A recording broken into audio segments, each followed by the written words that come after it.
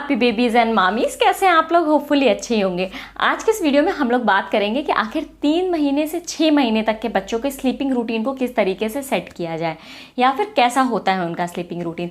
तो देखिए, पहला जो चेंज आता है तीसरे महीने से वो ये होता है कि बच्चा अब थोड़ा सा एक्टिव ज़्यादा हो जाता है। इसके अलावा उसका विज़न आ जाता है, तो वो चीज़ों को एनालाइज करना शुरू करता है, चीज़ों को पकड़ना शुरू करता है, आपसे आई कांटेक्ट करना शुरू करता है, मतलब आपकी बातों को ध्यान देना शुरू करता है, आपसे बातें करना शुरू करता है। तो इस वजह से अब बच्चा ज़्यादा एक्टिव होगा तो डेफिनेटली उसको भूख ज़्यादा लगेगी। तो पहली चीज़ जो उसकी स्लीपिंग रूटीन में आपको मेंटेन करने की ज़रूरत है वो ये है कि बच्चे की भूख को पूरा किया जाए। अगर बच्चा भूखा है तो आप कुछ भी कर लीजिए, वो सोएगा नहीं। दूसरी प्रॉब्लम क्या आती है कि 3 महीने तक आप उसको ब्रेस्ट फीड देते देते ये कंडीशन हो चुकी होती है कि बहुत सारे मदर्स का फीड अब तक कम होने लगता है। तो उसके लिए आप बहुत सारी रेमेडीज़ ले सकती हैं जिससे कि ब्रेस्ट मिल्क को बढ़ाया जा सके, या फिर अगर बहुत मेजर प्रॉब्लम आपको समझ में आ रही है तो आप डॉक्टर से कंसल्ट करके बच्चों को फॉर्मूला मिल्क देना भी शुरू कर सकते हैं, जो कि बिल्कुल ही नॉर्मल है, मतलब ऐसी प्रॉब्लम वाली बात नहीं है। बट वैसे बहुत सारे ऐसे इंग्रेडिएंट्स आते हैं जिसको यूज़ करके आप अपने मिल्क को बढ़ा सकते हैं, क्योंकि इस टाइम पे जो बच्चों की भूख होती है वो दुगनी हो चुकी होती है।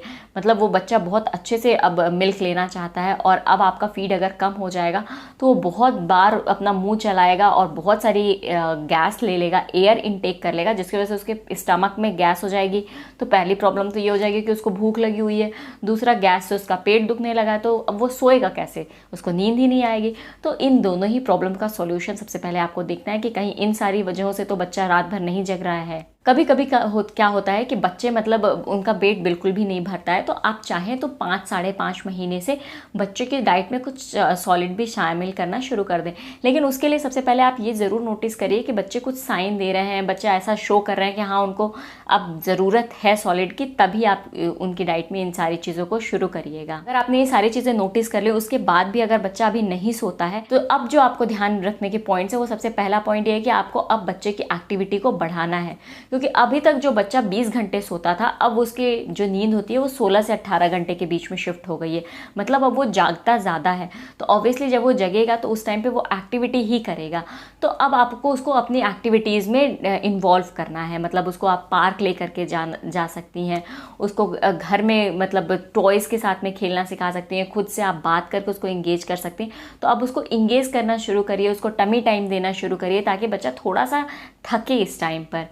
और दूसरा जो मेजर चेंज देखने को मिलता है उसकी रूटीन में ये कि अब उसकी जो नैप है वो थोड़ी फिक्स हो गई है। जहाँ पे बच्चा सिर्फ दूध पी करके सो जाता था, अब बच्चा अब वो दिन में 2 से 3 बार ही सोता है। मतलब दिन में एक बार 2 घंटे के लिए सो लेगा, फिर दोपहर में 2 से ढाई घंटे सो लेगा, फिर इसके बाद फिर शाम के टाइम में वो सो लेगा। तो मतलब इस तरीके से जो उसका नैपिंग का टाइम हो गया वो भी अब कम हो गया है। प्रॉब्लम होती है जिसकी वजह से बच्चे नहीं सोते हैं, वो होती है टीथिंग। हम लोगों को लगता है कि जो टीथिंग होती है वो 6 महीने के बाद आती है, लेकिन कहीं ना कहीं उसकी जो शुरुआत होती है ना वो 3 महीने के बाद से शुरू हो जाती है। मतलब बच्चों को ईचिंग होना शुरू हो जाती है, उनके सलाइवा लार गिरनी शुरू हो जाती है, जिसकी वजह से बच्चे बहुत क्रैंकी हो जाते हैं, रोते बहुत ज़्यादा हैं, चिड़चिड़े हो जाते हैं।